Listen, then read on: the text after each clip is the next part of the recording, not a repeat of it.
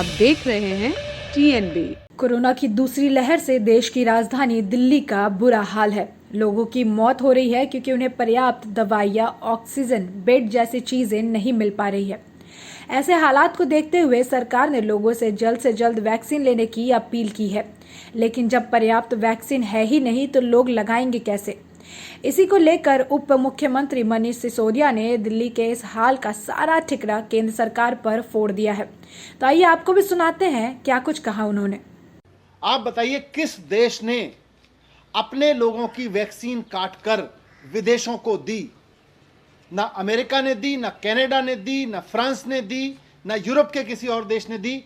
केवल हमारी केंद्र सरकार ऐसी थी जो 93 देशों को अपनी इमेज बनाने के लिए वैक्सीन दे रही थी और हमारे देश में लोग मर रहे थे। ये जघन्य अपराध है। अपनी इमेज बनाने के लिए बहुत बड़ा अपराध किया है भारत सरकार ने। आज पूरे देश में वैक्सीन की शॉर्टेज है। आज लोग मर रहे हैं कि हमें वैक्सीन मिल जाए किसी तरह से।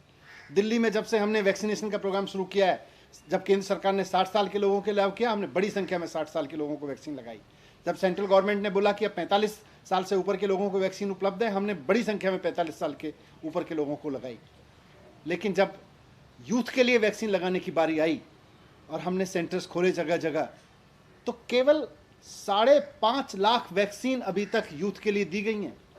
अपने देश के नौजवानों के लिए 5.5 लाख वैक्सीन और विदेशों में इमेज बनाने के लिए 6.5 करोड़ वैक्सीन। हमारे देश के नौजवानों की कीमत नहीं है क्या? उनकी जान की कोई कीमत नहीं है क्या? हमारे देश के लोगों की उनको जान बचाने के लिए वैक्सीन की जरूरत नहीं है क्या? अगर अमेरिका ये सोचता है कि हम अपने देश के लोगों के लिए वैक्सीन की व्यवस्था करेंगे, यूरोप के देश ये सोचते हैं, कनाडा ये सोचता है, तो भारत सरकार ने ये क्यों नहीं सोचा कि पहले हमें वैक्सीन अपने देश के लोगों को देनी चाहिए? इन सारी इंटरनेशनल ट्रीटीज में सारे देश आते हैं। फ्रांस, किसी देश ने नहीं दी। केवल फ्रांस एकमात्र ऐसा देश है जिसने मार्च में नहीं, पिछले महीने अपने देश के सारे लोगों के लिए वैक्सीन इंश्योर करने के बाद पिछले महीने केवल 1 लाख डोज इंटरनेशनली उपलब्ध कराई हैं। और हम अपने देश के लोगों को कह रहे हैं हम 60 साल से ऊपर के लोगों को नहीं देंगे, बहुत लिमिटेड में देंगे शुरू में। अभी हम 45 साल तक के लिए देंगे, अभी हम 18 साल के लिए केवल 4.5 लाख देंगे और 6.5 करोड़ वैक्सीन हम दूसरों देशों को दे रहे हैं। आज दिल्ली में जब से हमने ये 18 से 24 साल का वैक्सीनेशन का प्रोग्राम शुरू किया है, 18 से 44 साल के लिए ऑनलाइन अपॉइंटमेंट ले रहे हैं लोग। और इस ऑनलाइन अपॉइंटमेंट लेने के लिए लोग 24 घंटे कंप्यूटर पर बैठते हैं, अपने मोबाइल पर बैठते हैं कि किसी तरह से हमें और हमारे परिवार को ये सुरक्षा चक्र मिल जाए, कोरोना से जीवित बचे रहने के लिए एक डोज मिल जाए। उस डोज को लेने के लिए लोग 24 घंटे कंप्यूटर पर बैठ के अपॉइंटमेंट लेते हैं। और हम विदेशों को वैक्सीन बेच रहे हैं, हम विदेशों में सप्लाई किए जा रहे हैं, हमें अपने देश के लोगों की चिंता नहीं है। क्या आपको लगता है कि कोई ऐसा डाटा है कि वैक्सीन ना मिलने की वजह से लोगों की मौतें हुई हैं? और अगर वैक्सीन हमारे पास पर्याप्त होते, सही समय से लगा होता, और क्या आप इसको भी फेलियर मानते हैं कि 18 से 44 की एज में जो लोग आए हैं वो देर से आए हैं, निर्णय लेने में भूल हुई है? बिल्कुल, आप देखिए सेकेंड वेव में बड़ी संख्या में देश में यूथ की डेथ हुई है। पूरे देश में नौजवानों की बहुत डेथ हुई है, हमारे परिवारों में हुई है, हमारे जानकारों में हुई है। बहुत दुख, ऐसे ऐसे चेहरे याद आ रहे हैं, हमारे वॉलंटियर्स, हमारे अपने परिवार के लोग। अगर उनको वैक्सीन मिल गई होती तो वो सब बच गए होते, उनके अंदर एंटीबॉडीज बन गई होती। मार्च में हमारे पास वैक्सीन थी, अप्रैल मई में हमारे पास में वैक्सीन, अप्रैल में हमारे पास वैक्सीन थी, लेकिन हमने अपने देश के यूथ को देने की जगह, जो 1 लाख लोग मरे उनमें बड़ी संख्या में यूथ है।